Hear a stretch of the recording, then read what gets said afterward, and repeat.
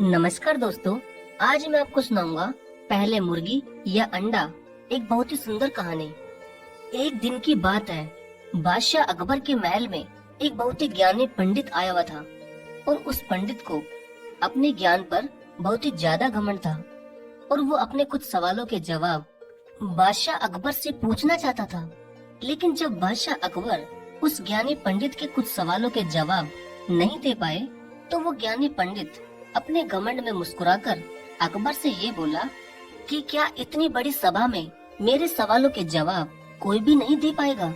तो उन्होंने उस ज्ञानी पंडित के आगे बीरबल को खड़ा कर दिया और बीरबल की चतुराई को तो सभी जानते ही थे और सभा में बैठे सभी लोगों को ये उम्मीद थी कि बीरबल उस पंडित के हर सवाल का जवाब आसानी से दे सकते हैं।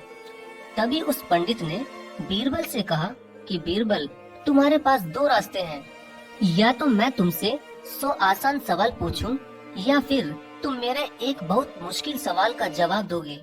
तो बीरबल ने कहा कि पंडित जी, पहले आप मुझे ये बता दीजिए कि बहुत मुश्किल सवाल सिर्फ एक ही पूछोगे ना। तो ज्ञानी पंडित ने कहा कि हाँ बीरबल, जो मुश्किल सवाल मैं तुमसे पूछूंगा वो सिर्फ एक ही होगा। तो बीरबल ने कहा फिर ठीक है, पूछो। तभी उस पंडित ने बीरबल से पूछा, तो बताओ बीरबल, मुर्गी पहले आई या अंडा। बीरबल ने मुस्कुराते हुए तुरंत उस पंडित को जवाब दिया कि मुर्गी पहले आई। तो पंडित ने बीरबल से पूछा कि तुम इतनी आसानी से कैसे बोल सकते हो कि मुर्गी पहले आई। इस बात पर बीरबल ने उस ज्ञानी पंडित से कहा कि पंडित जी, यह आपका दूसरा सवाल है और आपने कहा था कि आप मुझसे सिर्फ एक ही सवाल करेंगे। ऐसे में वो पंडित बीरबल से कुछ भी नहीं बोल पाया और उसने उसी समय बीरबल से हार मान ली।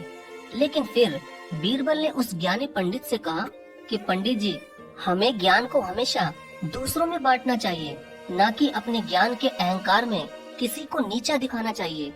बीरबल की इस बात पर उस ज्ञानी पंडित ने बादशाह अकबर से माफी मांगी और उसने बादशाह अकबर से ये वादा भी किया कि आज के बाद वो अपने ज्ञान पर कभी भी घमंड नहीं करेगा। तो दोस्तों, वाकई में हर इंसान को अपने अंदर ज्यादा ज्ञान की वजह से कभी भी दूसरों को नीचा नहीं दिखाना चाहिए, बल्कि उस ज्ञान को सभी लोगों में बांटकर हर इंसान को शिक्षित करना चाहिए। धन्यवाद।